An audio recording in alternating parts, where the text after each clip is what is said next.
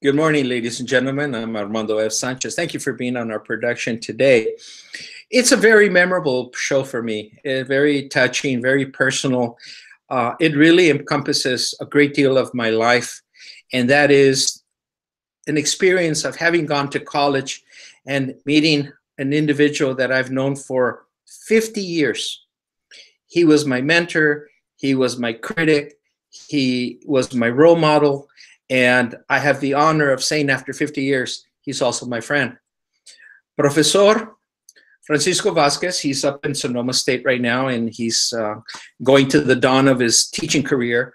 And at the time when I met him, I was just a freshman, 1969. He was a year in front of me, and he was a dedicated individual, an intellectual who looked into the world of the Chicano movimiento, and he himself is Mexicano. And I've learned from him so much up to today. I've learned from him so many wonderful things, a few bad things también, pero that's secondary. But anyway, thank you for being on the show today, Professor. Thank you, Armando. I appreciate that, and it's the feeling is mutual. I've also have appreciated our friendship throughout the years because I moved around so much in my life, the life of a migrant. I don't have that many friends from a long time ago, and you're probably one of the few that have remained throughout the years that we stay in touch, and I appreciate that. And I've also keep learning a lot from you. Thank you so much for having me on the show. Oh, I enjoy it. And like I said, it's a real honor for me, especially the word friend, amigo. I'm going to ask you something very, very difficult, but you're up to the task. You've always shown me that, big, huge problems can be reduced down to understanding. You and I started in 1969. 1969, for a little bit of tiny history, Chicano movimiento. There's rioting in East Los Angeles. There is rioting on campuses. Vietnam is going on. People possibly getting drafted into the army to go to Vietnam. Very tense moments. Latinos in college campuses were next to nil. The setting was not positive at the time, and yet here we were starting. Now we're looking in 1969 all the way to the present, 2019. Now we've moved from Chicano to Latino to Latinos and Mexican Americans, and God knows what else, and where we're going. So how do you analyze what has happened over the 50 years? Well, I think the most striking, I'm a historian. My PhD is in history, and I think the one thing that I've learned as a historian is that the saying, if you don't learn history, if you don't study history, you're condemned to repeat it, by Santayana, the Spanish philosopher. Actually, what I've learned is that the problem is that we never learn from history, and history is just repeating itself. It's very striking. I'll give you one example from Claremont Men's College. This happened, and you and I might have talked about this maybe 5 years ago. The Chicano students at Claremont Men's specifically, were protesting because of the treatment of Latinos at Claremont Men's. And I don't remember the specific issue that they had, but the protest led to the dismissal of the dean of students there. And although I don't remember the specifics of the issue, what really struck me, it was 7 years ago, because I remember that it was 43 years after I had left.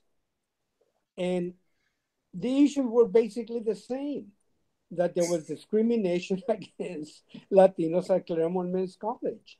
And, I told you when I joined, the dorm song was about a Mexican prostitute. And then they didn't like it when I walked out. And, it was, I don't think that ever seen, well, actually, in 1968, when I started, was the first time that they opened the doors to people of color in Claremont, at the Claremont colleges in general. So now there's a lot of Latinos at the Claremont colleges. And so in some ways, some of us Latinos, Chicanos, Latinx, Mexicanos, and all of those that are under that identity, some of us have moved up and moved forward, but the main issues that we're fighting for in terms of economic equality, not just the cultural side, but economic equality, those issues remain the same, and in fact have gotten worse. So I could go on and on, but I want to make this a dialogue. Now, back then, 1969, 1970s, there was policies in place that did not take in students of color. And now, this, like you say, okay, the issue's still there. Is the responsibility been transferred from it's a government's fault and it's a racial issue to where we haven't really done anything about it? Or does it continue to be something that we're sort of into a victim situation? Well, the private college, the Claremont colleges are private colleges, right? Mm-hmm. So on public funds. They depend on public funds for some of the scholarships and things like that. So they do use public funds. But I think for me it boils down to economics. Okay, so there were Latinos when we got there, but there were wealthy Latinos from Latin America. So it was a question of social class. Working class Latinos were not being accepted, but wealthy Latinos, and I'm sure even from the United States, whose parents were in the government, et cetera, would make it. So, but you remind me of something that our former president, Arminiana at Sonoma State University, a Latino of Cuban descent, and of a conservative bent, I should say, he wrote, or he said, and it was reported in a newspaper, that the problem, as he sees it, is that a lot of Latinos are so committed to their family that they keep on working instead of just abandoning the family and just concentrating fully in their studies. And, that really hit home with me because it was painful for me to leave my family. So some of the loans that I got, I used them to help my family. But some of my brothers and sisters at one time or another will say, you abandoned us, right? But then, it's a question of loyalty to the family and loyalty to your own self or selfishness, right? So the way that Arminiana sees it is that it's basically our fault because we don't have the courage to leave our families behind and commit fully to developing ourselves as individuals. So it's a very complex issue because I can see both sides. It's like if your family is in tremendous need and you're one of the main supporters and you pull out, then what's going to happen? On the other hand, I'm the one that is there to support my family when they need any kind of financial emergency or need references to lawyers or whatever. I'm the one who's there because I'm the one that has the education. You're the one who has more of the resources because as a professional, you make a lot more. Exactly. And also just in terms of knowledge, not just financially, but, call so-and-so or do this or do that. So I think, it's kind of like, that's part of the recurrent history where, you know, at one point in the history of mankind, humankind, we were all loyal to our own clan and then our tribe, and then that was it. And then eventually our loyalty expanded to the neighborhood and the city and then the state and so forth and so on. And it's a very delicate balance. And when you have at least an economic floor that provides the basic necessities of life, then you have some kind of equity where you can really be measured whether it's really your fault that you don't move forward or whether it's the fault of the system that you don't move forward. So, you know, pulling in that whole situation, something very special about going to the Claremont colleges, and that was that you had to live on campus. Right. And, you know, most campuses you can commute in and out, but Claremont specifically, you live on campus and you have to start all over again. You can't go back. You don't have time to go back to your old neighborhoods. And I saw the struggle of some of our own peers, you know, trying to separate themselves, or family members calling the kids, our peers, and putting a guilt trip on them that, you know, oh my God, you're over there and now you're going to be all this horrible person. You're going to do all these horrible things, you know, and some people just acquiesced and just gave up and went back home. So I guess what I'm picking up is that that's still going on. Oh, yeah. You know, I mean, you know, here in Sonoma County, as you know, last year we had these tremendous deadly fires. And some of the students that were affected were totally devastated. One particular student that was in my class, I had to constantly, you know, pick her up because she was just giving up, and pick her up, you know, and just tell her, you know, you just do this and do that. And then, you know, we were told by the university to be lenient with all of the students because they were all going through tremendous shock, the ones who lived there and the ones who lived at home, you know, close by or far away. So I just ran into her a couple of weeks ago, or no, at the end of the last semester, and I was really pleased to see that, you know, she's a DACA student too. So I was very pleased to see that she looked very happy, and she had come back to school, and she made it. But you know, I mean, she's one of the pillars in her family, so she was ready to quit. You know, so I think it really boils down to, as a social policy for a society, if you want to provide, like I said before, if you want to provide the basic necessities of life, which, you know, to call it for what it is, socialism.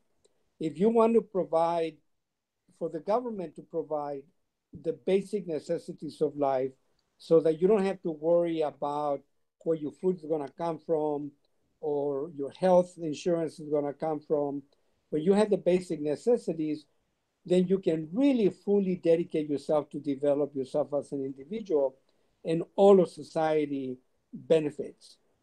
But when you want to make a profit at every step of the way in the development of the individual, then you're creating too many obstacles and then blaming the individual for not making it. So the game is already preset against them, but they don't know that. They take on the guilt when in fact the system was already rigged against them. That's what I believe. Yeah. Right. Okay. You started getting into the future a little bit, but I'm in my own head, but let me stay more in the present. Like you mentioned, when we started college, we were a needle in the haystack across California.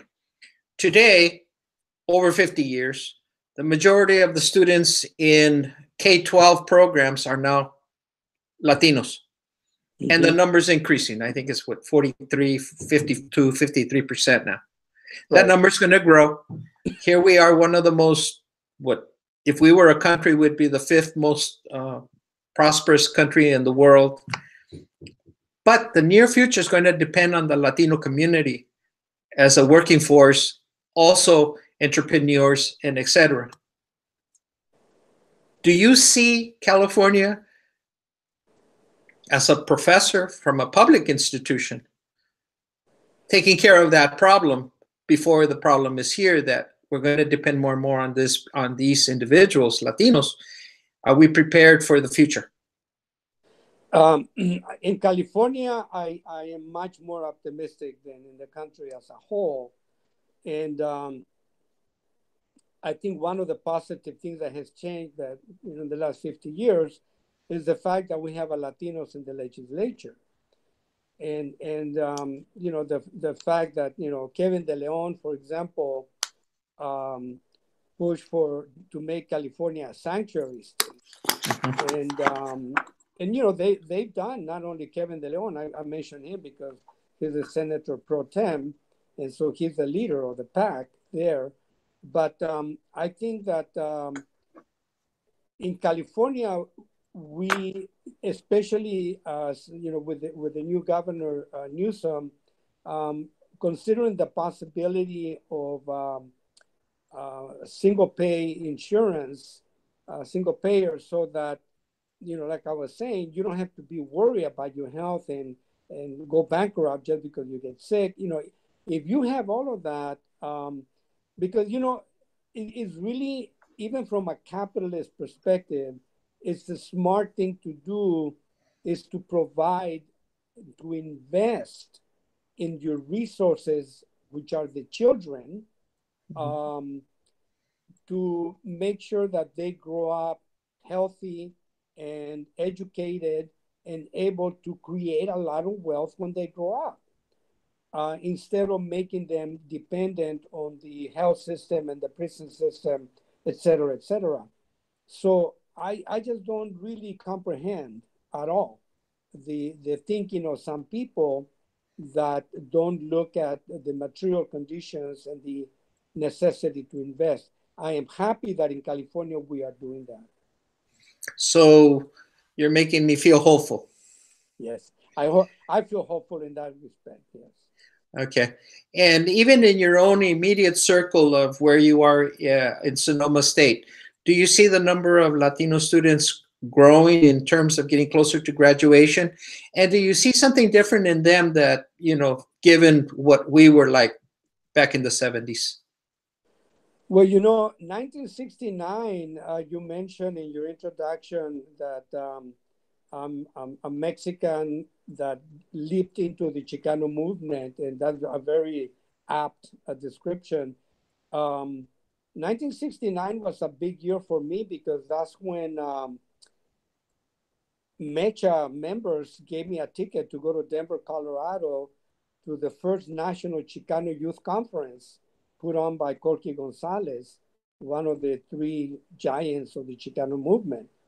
And I was blown away by the rhetoric and the talk of revolution. And, frankly, somebody would have given me a gun, I would have started the revolution right there. I was like into Zapata and Pancho Villa and the corrido. And, we were living the revolution. I mean, not only us, but the Black Panthers and the women's movement and the American Indian movement. And we were all with the expectation that we could change society and make it work for everybody. But in the, I kind of lost track of the question. I got so excited about it. Well, they were also shooting Latinos back then too. That's right. Yeah. There was police brutality. People were living it out in the streets. It was a two-way street. It wasn't us, hey, Pancho. They were shooting at us too. Or we were in the neighborhood where if you weren't careful, you got caught and surrounded by the police, and then brutality broke out. So it was not only just that we were being aggressive, it was also a defense mechanism as well. I think you're right. I mean, the militant attitude that we developed was in reaction to. I mean, 1969 was only 1 year after the walkouts in East LA in all of the schools, which was a first in the U.S. history in terms of students actually walking out of schools in mass.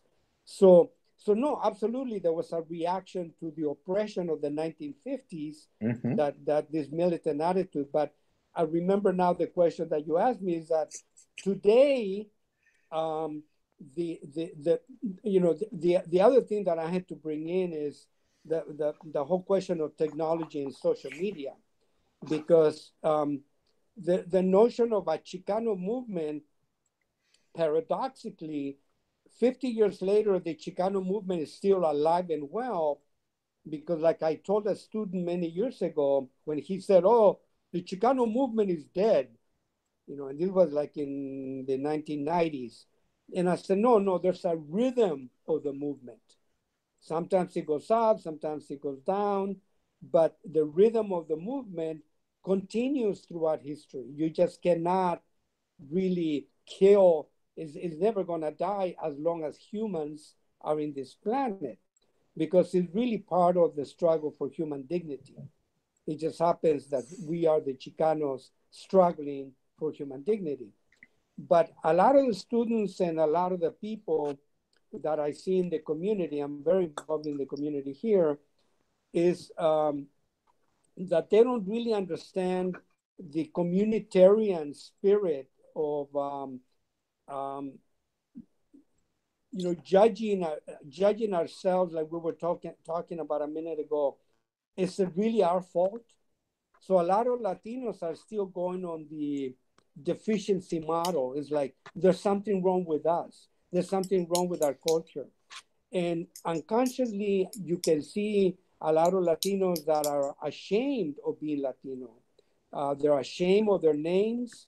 They're ashamed of their culture, because that's what they see around them. And so psychologically has very, very negative results. Um, on the other hand, the DACA students, when it really hurts, that's when you really organize. They're very well organized. Um, there's a mecha on campus. Um, but a lot of the students are very individualistic too, in terms of, like a lot of students are in the business major, which there's nothing wrong with that. Um, and to be fair, we have a very strong Latino organization in Sonoma County called Los Cien. I'm one of the founders, but then they kicked me out because I'm too radical. Which is true. Which is true. I understand. That you haven't changed in 50 years. I can certify that right now. That's my role in life. And but it has really put the Latinos in Sonoma County on the map, and they do a lot to raise funds for. Um, I mean, Los Cien is basically like a really effective social club where anybody, Anglo or whatever, in Sonoma County, they're mostly brown and white. And if you're anybody in politics or government or business, you have to attend Los Cien meetings. They're big social club, a way to be seen, right? So very, very social oriented, but it has a lot of political power. Um, but the emphasis really is on networking to improve your business. So, if we can push policies so that we can make, the sheriff department be less brutal with the citizens, if we can have um, increasingly investing, um, and this is difficult to say because I'm very lucky in Sonoma County, we have a lot of nonprofits that help people a lot. But, we're also one of the counties that is the worst in terms of homelessness in the entire country. Oh, I So, didn't know that. yeah, I just, that just came out last month. And so you have this very paradoxical situation with very, probably one of the most liberal counties in the United States. And yet some of our policies are so conservative. And you can see that because to me, philosophically, if you want to understand power, look at the effects in the human body. And the effects in the human body is the sheriff shooting people and the homeless people being there and people being hungry. So something is not working, but there's a lot of people trying to make it work. So it gives you hope that something may happen in the future, but it's really an eternal struggle. Well, we were discussing before we started the show that I'm headed toward creating a series of productions, interviewing individuals. I hope you're part of that as well, where we're studying the problem and looking at it, how it's affecting people in different parts. Because this is a problem that's sneaking up on us really fast. It's a matter like in days. Once there's nothing there, and then there's this group of people there. But I don't want to get into that show yet. That's coming up in the future. Let me define. This is very difficult, but we're trying to do a lot before we move on into the future. Let me define you as what I had to reflect back 50 years of being with you. And my life changed completely. Like I said, you were always my role model, still are even today, except the beard. I'm not going there with you. You can keep that. But I had to say, what is it about you that made you so extraordinary? There's a lot of qualities, wonderful qualities, wonderful. But I think the one that stands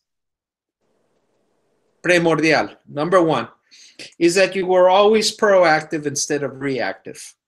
You're always telling us, okay, so where are we moving towards?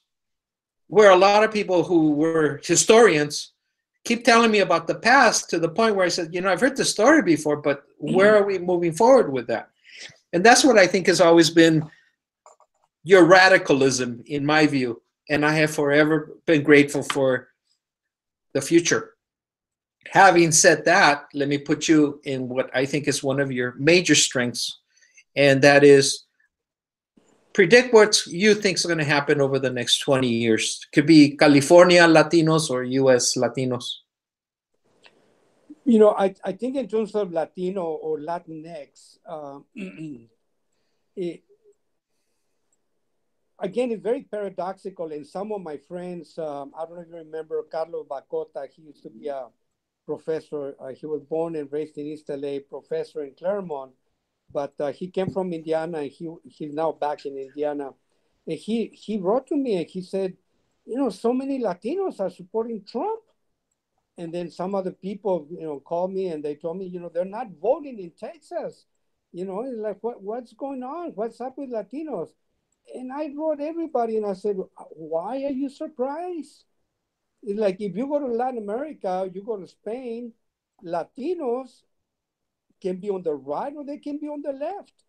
I mean, they're skinhead Latinos, they're neo-Nazi Latinos, for God's sake. We're humans, we are people, and we fall into all kinds of categories.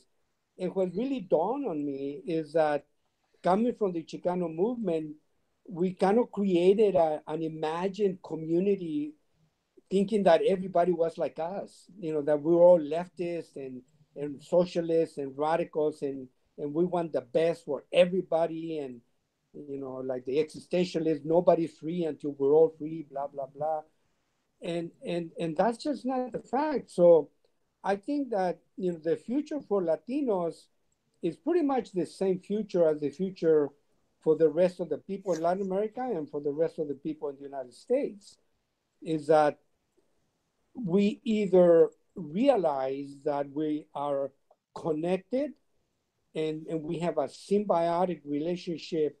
I mean, biologically speaking, forget about culture, forget about ideology and politics. Biologically and physically and ecologically, we have a symbiotic relationship with each other. So what happens to me affects you. And we either look at that very seriously, very carefully, and look at the economic inequality and how that affects the web of life, or we go the way of the dinosaurs and we disappear as a species. I mean, and I've been doing a lot of reading on this and integrating it into my classes. And you know, the two things that people are not aware of, doesn't seem like it, is the impact of technology, and specifically, and not only digital and artificial intelligence technology, but biotechnology. So we used to be able to preserve our identity and our consciousness and think that we had a private self. That's gone. People get into our heads. People are really learning how to get into our heads. Artificial intelligence is so much more powerful and effective than we are, that in terms of algorithms, we just do not measure up to artificial intelligence. So if you look at the scheme of things in a cosmic level, if intelligence triumphs, we're a medium level intelligence at the most. At best. At best, we are medium. I mean, yeah, I think you put us pretty high. Yeah, and so you know, like in order for me to spread my message to everybody, or like you are the one who is at the forefront of communicating messages to a lot of people through your programs, and that's magnificent. But it's such a slow method of doing it, while network computers in one fraction of a second can all be told the same thing and follow the same rules. And as humans, 100 billion calculations per second. exactly. So you can, you know, like if you have doctors that are computers or robots, you can give them the same information in one fraction of a second. So they are up with the latest. You try to do that with all the doctors in the nation. And you know, it's going to take a while before they catch up. And not everybody's going to catch up. No, I mean, it's like trying to race against a jet. It's never going to happen. Right. And the problem for me is that, you know, what scares me is that we're not even looking at that. You know, we're not looking about the wealthy people trying to expand their lifespan.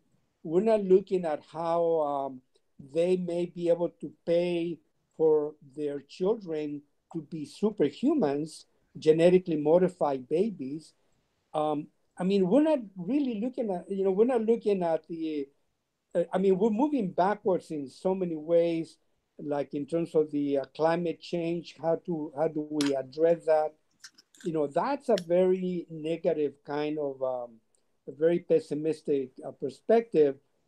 But you know, the latest world global meeting on climate change doesn't really give us very much hope for the future in terms of climate change and what's going to happen. So depending on how much into the future you want to get, those of us who believe and want to preserve human dignity, we see a lot of threats to that. And of course, we're the ones that create the computers. We're the ones that program artificial intelligence. But as you already know, even Google and a lot of the computers are already racially biased or ideologically biased because they're reflecting the biases of their programmers. So it's kind of like very science fiction. And like I told you before we started the program, very Twilight Zone-ish, very Black Mirror kind of life that we're looking into. But the way that I keep myself optimistic is by appreciating what I have and friends like you and my family, and you know, going outdoors and looking at sunsets and enjoying what we have as Homo sapiens. Somewhere in that conversation, in the last 5 minutes, I felt like I think you called me a dinosaur. And I think you said it at the beginning of the show, the path of the dinosaurs, into the future. No, I understand what you're getting at. I applaud what you're saying because I totally agree. That's one of my areas. I don't know. Again, I think it's the proactiveness that you brought to me, to my world, is the idea that always stay ahead 20, 30, 40 years into the future. And when you talk that way, people say, you're just dreaming off the top of your head. But I did learn at the Claremont colleges that you can take pieces that are very, very basic and just add them on and just take it to a next conclusion. Right. And I have forever benefited from that. So it's one of the rarities that I learned from that institution, having gone also there for my PhD as well. Right. So I'm very grateful to that. But again, you're the one who started me in that process. So I want to thank you for that. And I agree with you almost 100%. I'll find something I don't agree with you somewhere, but that'll be later. The nature of education. We can't agree on everything. There's got to be something in there. God forbid. We'll be robots. We'll be robots. Maybe I'm not talking to a real person. Maybe you're an existential copy in a robot, and you got way ahead of me, and I've been talking to I thought I was talking to a human all this time. Now we're getting out of whack here. This coffee's getting to us. We're getting ready to close, Pancho. I can't thank you how honored I am that we can look back 50 years and we can look forward 20, 30 as well. And like to give you a closing statement time. Well, I'm writing little pieces here and there about the future, about life. And I have a grandson, one and only grandson. And I wrote a letter to him. Actually, no, to my great-grandson. So I had to figure out, I'm writing to someone that's going to be in 2065 and figuring out if my grandson gets married and such and blah, blah, blah.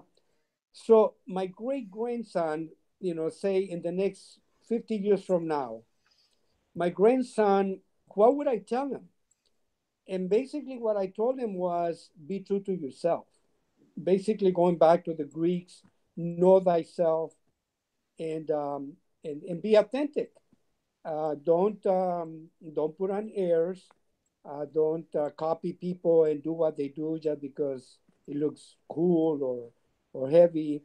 And I think that throughout the ages, if you read people like Montaigne that wrote 500 years ago about people, we haven't changed. We haven't changed at all in thousands of years. And knowing ourselves, whether it was the Aztecs or the Greeks or whoever, the Mayas, that has been really the formula that has kept us human.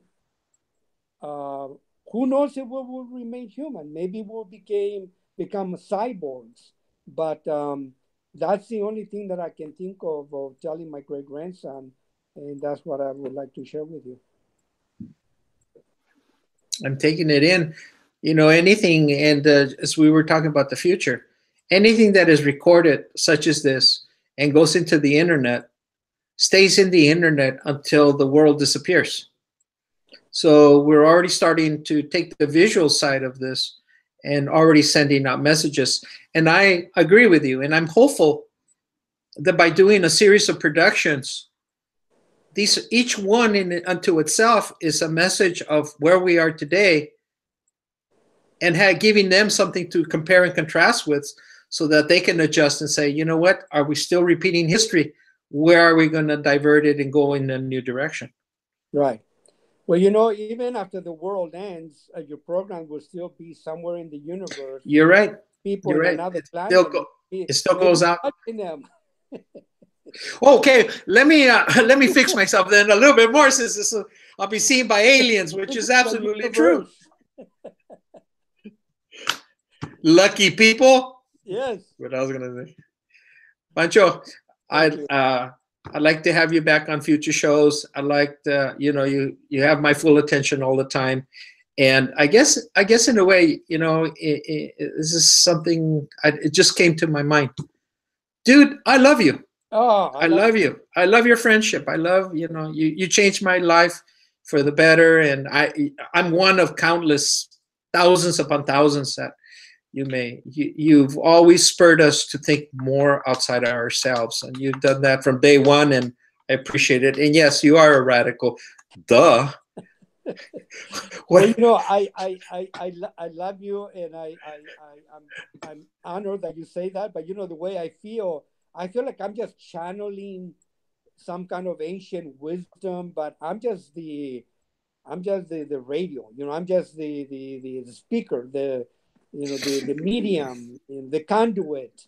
I don't, you know, when I look back, I don't remember teaching you anything. Like, you know, I was just being myself, and you know, and it just honors me to hear you say that. I appreciate that very much. Well, let me pitch it, you know, because I remember sitting in your room in your dorm, you know, when we were at Claremont Men's, now Claremont McKenna, and no matter what I said, you said, "Wait a minute," you know, and you'd come back at me with respect, you know, and I'd sit there and I said, "Man, what did I miss here?" You know, and then you started thinking more and more and more, and pretty soon it became the habit that that's what I expected, you know. And I reached the point where I was addicted to it.